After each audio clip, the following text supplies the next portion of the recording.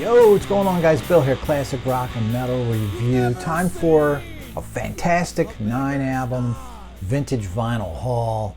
Usual eclectic mix of genres, courtesy of Classic Rock and Metal Review, aka me. If you're new to the channel or fairly new, I'm not just a metal dude, like all kinds of music. So what we got coming at you here, some 60s soul pop, 70s country rock, or pop, I guess you'd call it. Psych in the form of Floyd, a couple of Stones-related solo albums, new wave, 2 of those, one more hard rock, one more synth pop, some early 80s metal from a band I'd never heard of, took a chance, not your standard fare. See what you know about your 80s metal when you check this one out. All capped off with an awesome triple vinyl album, Bootleg. What a find this was. If the following terms mean something to you as a collector: rare, sealed, hype sticker, mint condition, import, bootleg, they're all here. And even a little dollar bin action, and those two were mint conditions. So, exciting batch of stuff. You can tell I'm pretty psyched about this episode. So let's get to it. Got a little Tito's and Trader Joe's Orange Peach Mango. The wife hit TJ's on the way home yesterday from PA.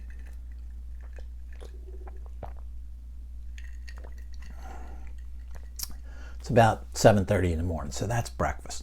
I'll tell you, man, it really makes for a better week. That week after someone. If you guys shop at Trader Joe's, you know what I mean, man. It's a happier house with that food in the house. It's just great. All right, man, enough of that. I'm not getting paid by that. How about a new feature on the channel? Damage Report. What's sitting over in the corner over there? Even after I do this episode. 3 more bags of vinyl albums. 2 CD bootleg boxes from Japan. 2 DVD boxes from Japan. No concerts. There's something from Amazon over there, something from eBay, and 2 different viewer donations. You know, we trade stuff and what have you. They're still sitting over there. Guys, I'll get to them when I can, man.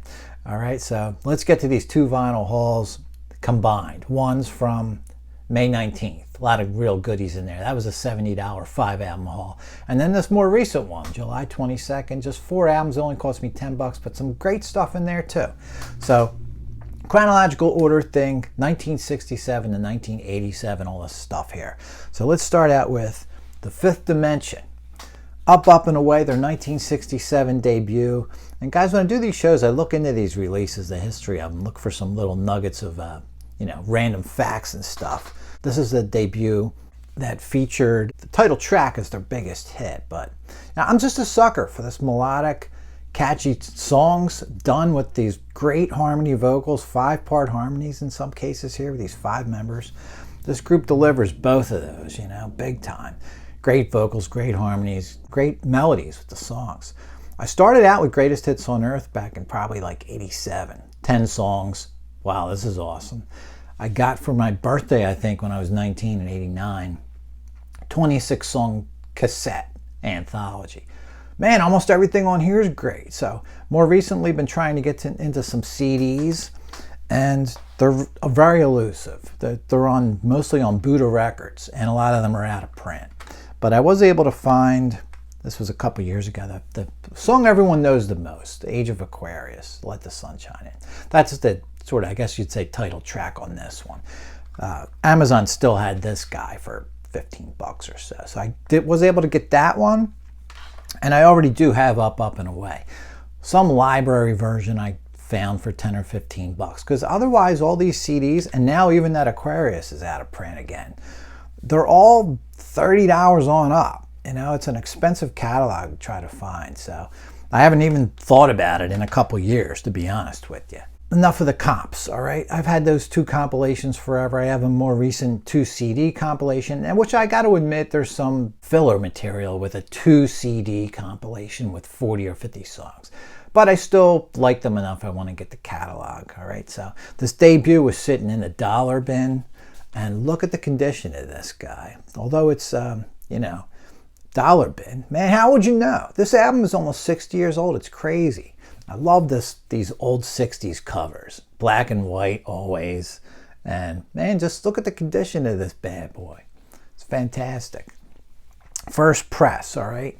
Their first album, 1967. The band was produced by Johnny Rivers, who we all know, 60s sort of light rocker, I guess you'd call him, best known for Secret Agent Man. He started as his own label in the mid-60s. Soul City is the record label.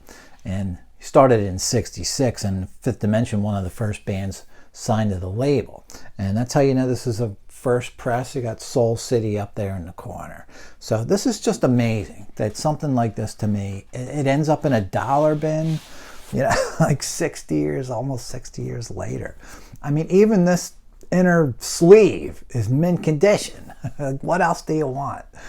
A buck. This is why I get on my hands and knees and scrounge through those dollar bins. You just never know. I was through that dollar bin a month before this. This wasn't there.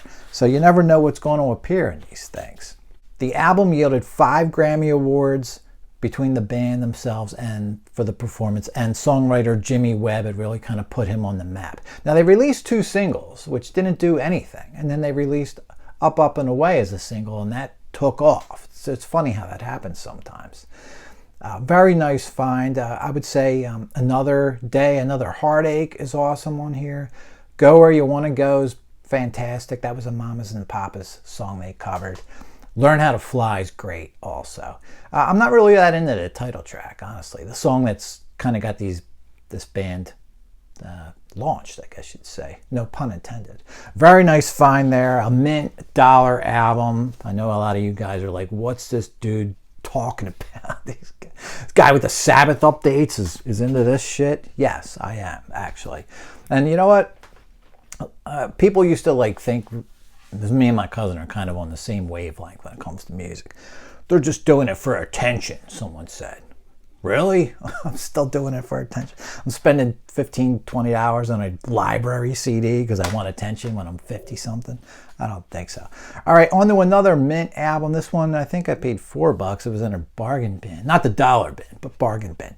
Self-titled third album for Linda Ronstadt. Now, she was previously with the Stone Ponies, I think 68 maybe, on the debut. Then it was Linda Ronstadt and the Stone Ponies. So now we're at her first true solo record, just her name on this one. 1972, January, I think. So recorded in late 71. This thing feels like I'm holding a double album. I think I have double albums that don't weigh as much as this. The stock on this cover is crazy. And the vinyl itself, by the way. Linda, basically known as a sort of country pop, I guess you'd say, prior to this. But now we're getting some Laurel Canyon influence into the music at this point. As the California sound or country rock takes hold, mid-60s, there was like a big folk thing, you know, late 60s, rock and blues, real electric sound going on. By the early 70s, the tide sort of ebbs back to an earthier style with that country rock, like I said. So contributions from all 4 recently formed Eagles. Henley and Fry were her backing band prior to the Eagles forming. But Bernie Ledden's also on here, so is Randy Meisner. Sneaky Pete Kleinau of Flying Burrito Brothers on pedal steel. And the biggest hit here, Jackson Browne's Rock Me on the Water, first song on the album. Also still got some of that country pop, country rock flavor going on with I Fall to Pieces, Patsy Cline's cover of that song, which also did very well.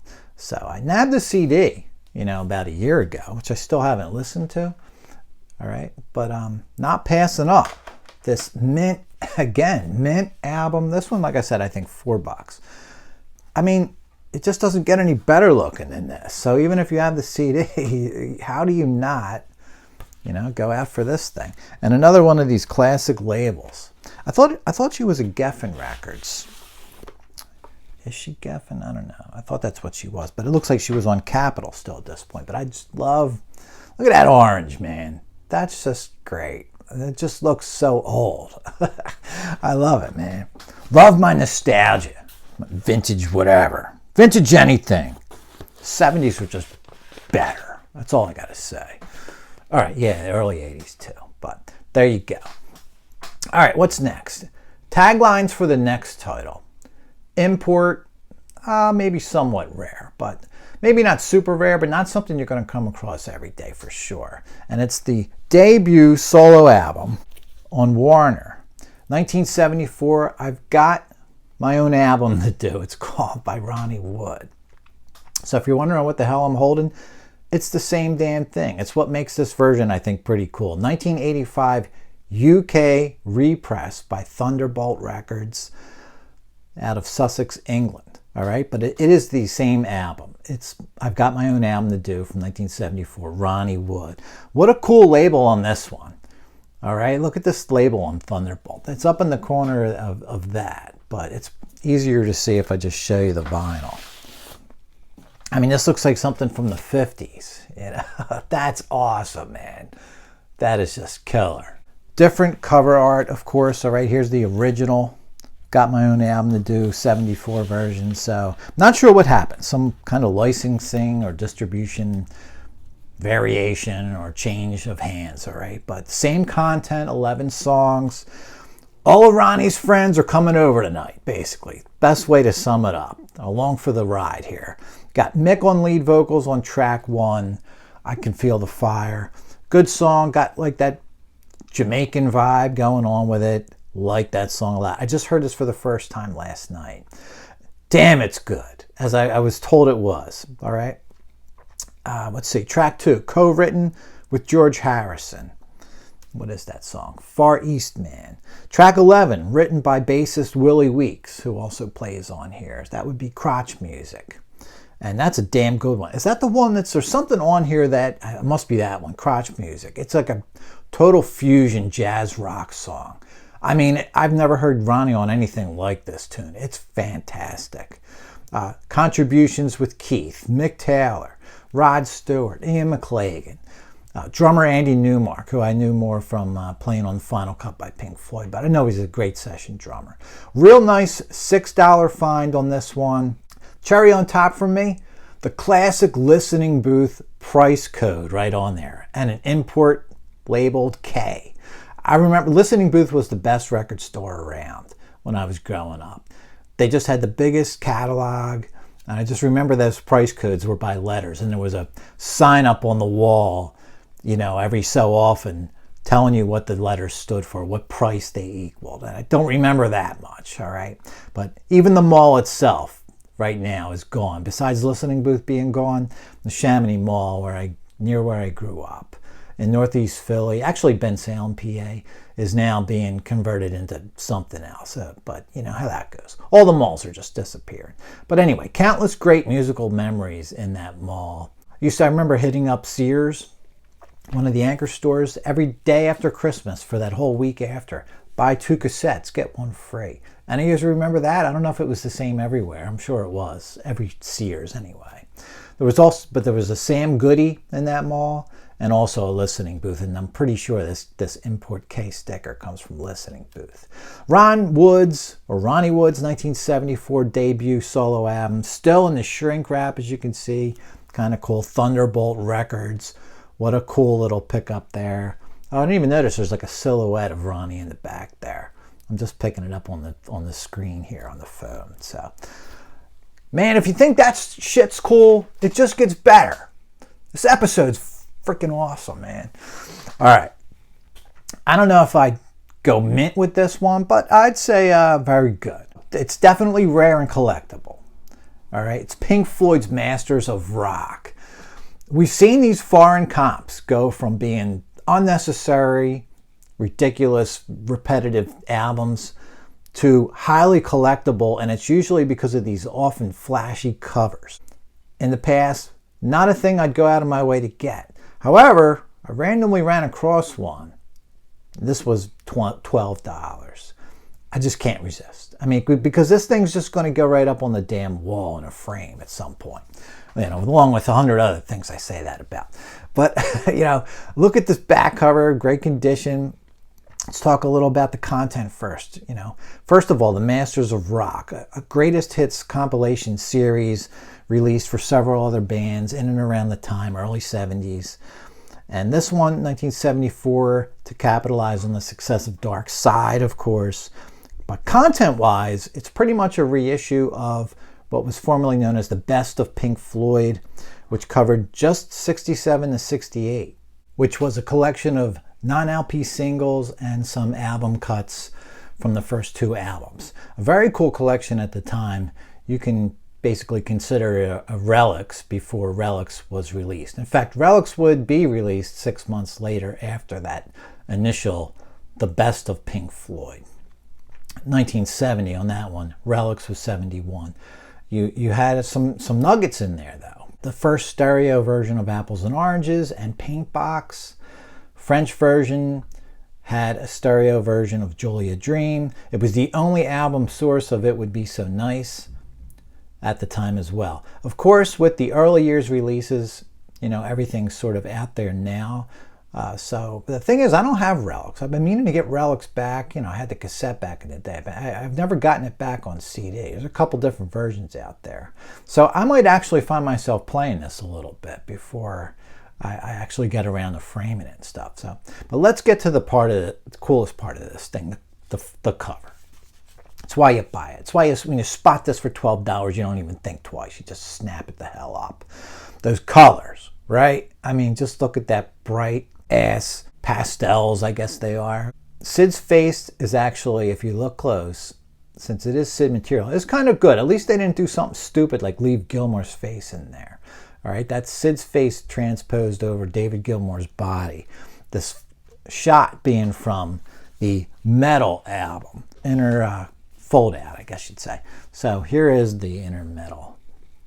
All right, now they did change the order of the alignment there, if you look, because what's this got? Waters, Mason, Gilmour, Wright, and here we have Wright, Mason, Waters, and then Sid where Dave was. But they, for whatever reason, moved them around a little bit.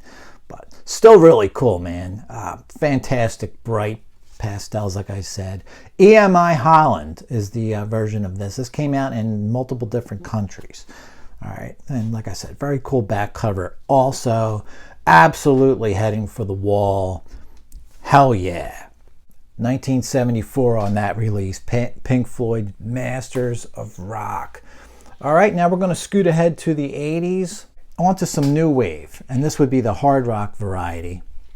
Loverboy's Get Lucky, 1981, their second album, mint or near mint on this one. All right, first press, really cool. I had this in 82, so shortly after it came out, I had this. It was just not so much for working for the weekend. I didn't really care too much about that. Take Me to the Top is the one. Other good ones on there. When It's Over is pretty good. Gangs in the Street, it's okay. Lucky Ones is awesome. Hard rocker there. Guys, I think found the right mix of like the new wave synthesizer and heavy ass guitar. Paul Dean's shredding, man. It's just, I love it. A few clunkers and a bunch of excellent songs, how I described this. 81 and 82 just gave us some great new wave rock, in my opinion. Now another one, I have this on CD, but for $6 in this condition, I'm grabbing it. That distorted wah riffage that Paul Dean does on Take Me to the Top, man. It's just always going to be something I just love. I love to hear it, love to blast it. So yeah, that's what I'm down for with that.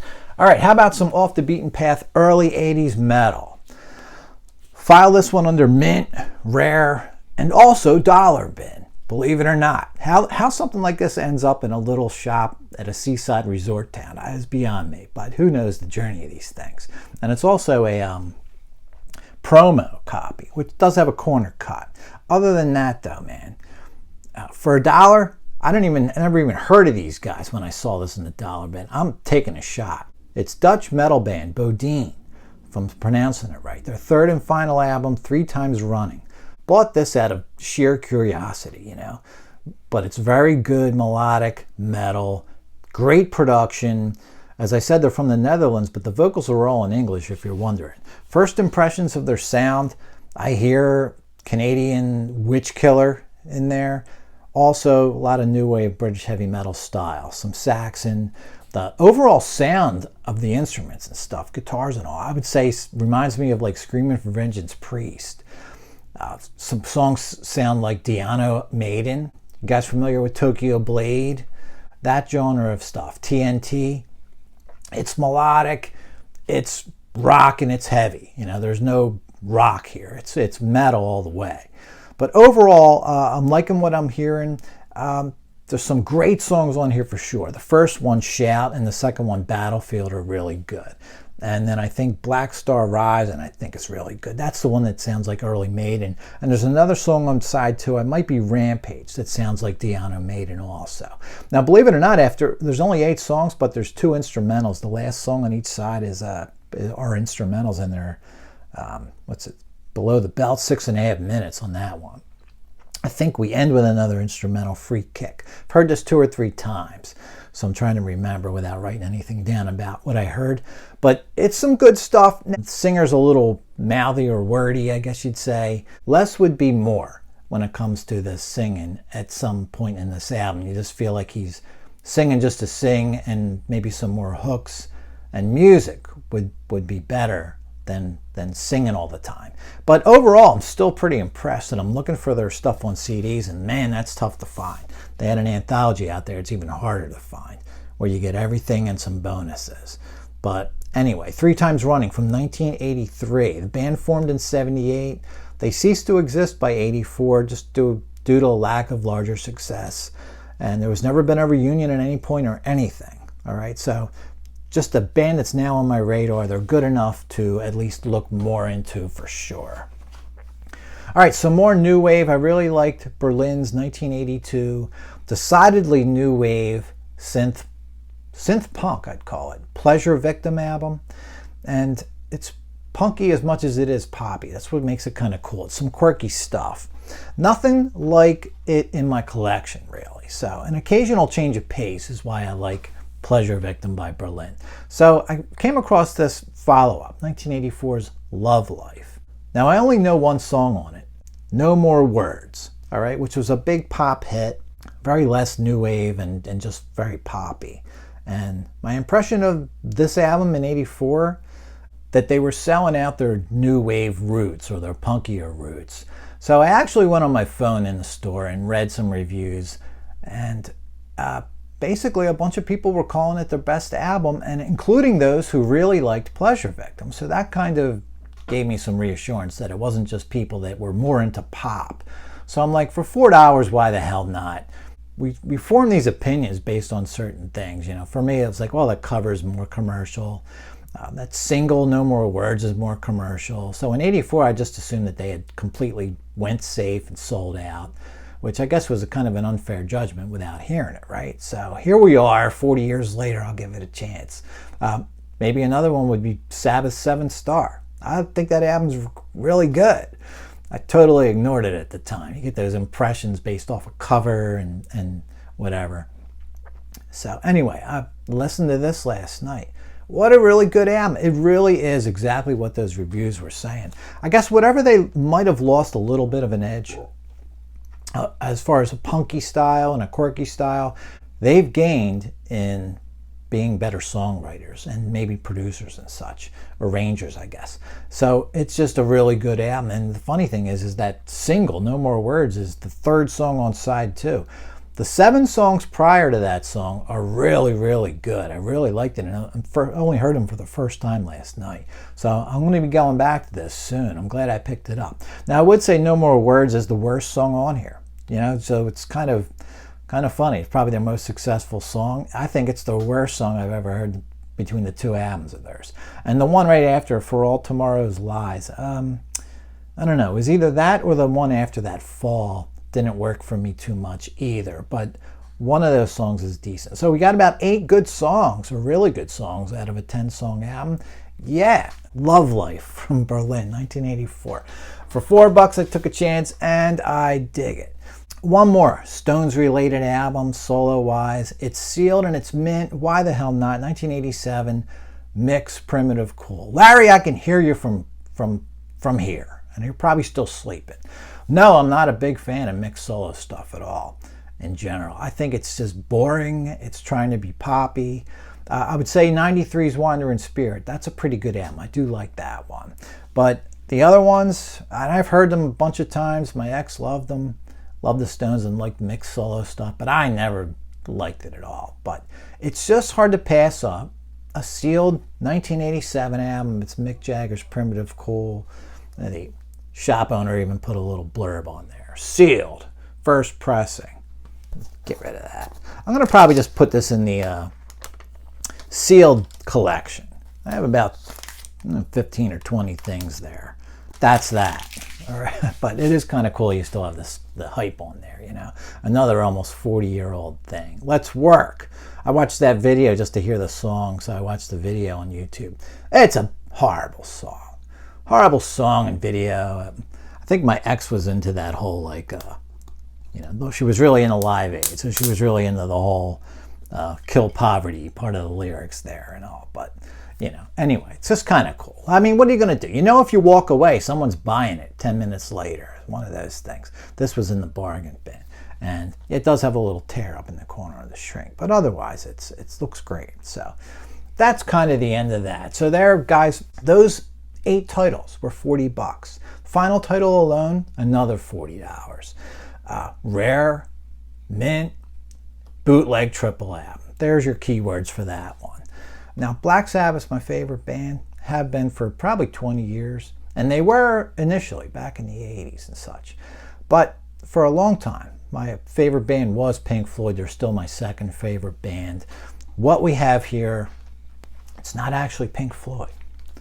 It's the Abdabs. That's so cool they put this name on there, because you know they're not going to sell as many as if they just called it Pink Floyd. It is actually Pink Floyd. If you know your Floyd history, the Abdabs was an early name. It was actually the architectural Abdabs, since a couple of the guys in the band were in college for architecture, which they shortened eventually to just the Abdabs, and eventually it was the Pink Floyd sound, and then the Pink Floyd, and then finally Pink Floyd. So you have about half dozen names between the architectural Abdabs and Pink Floyd. Really cool that they just decided to not call it Floyd. But this is the famous Oakland show from May 9th of 77. Triple album. The label is Night Plane. It's in stereo. This is the United States release of it. That is all 3 albums in one cover from 1986. There was also an Italian version of this, which each of the 3 albums were released separately, Volume 1, Volume 2, and Volume 3. All right, same material. Cover and the title, a great set. Obviously a play on the Pink Floyd official release called A Nice Pair, which was their first 2 albums as a 2 LP set. So here's that cover of A Nice Pair. Random pics on the front and the back, okay? All right, so there's that original cover. Here's our cover, as I've been showing you. So very similar takeoff of. I'm not sure how they decided to use these certain pictures. You got some Floyd-related stuff in there, for sure. But then you just got some random pictures, all right? And here are the 6 vinyl labels you get if you look at the albums themselves. Pretty cool stuff. The whole Animals theme going on. Very cool. Now, I remember my buddy taped this for me back in the 90s. You know, he had a CD he got of it, taped it for me. But this show's very notable for a bunch of reasons. For one thing, it's probably the best quality full show recording from the 77 tour that I'm aware of. It's an audience recording, but it's a very good one. As mentioned, it's complete, the whole show. It's well documented that the band, especially Roger Waters, were becoming growingly indifferent to the whole live setting. 1977, the crowds were basically showing up just to party, more so than enjoy music. Playing cavernous venues probably didn't help these bands. Fireworks going off and such, and violence and stuff outside these venues. However, Oakland was a rare exception. For whatever reason, by all accounts, the show was enjoyed by everyone that was there, including the band for a change, leading to an extra encore, all right? Careful with that axe, Eugene, which hadn't been played since 72, and this would be the last time it was ever played. Roger Waters and David Gilmour never even covered it or did it again solo. So there's many CD versions of this show out there. I originally had no intention of playing this album. However, I decided to throw it on. I'm figuring it's from 86. It's going to have some probably half-ass quality being that old, even though it was a good recording to begin with. However, I'm pretty impressed by listening to Dogs.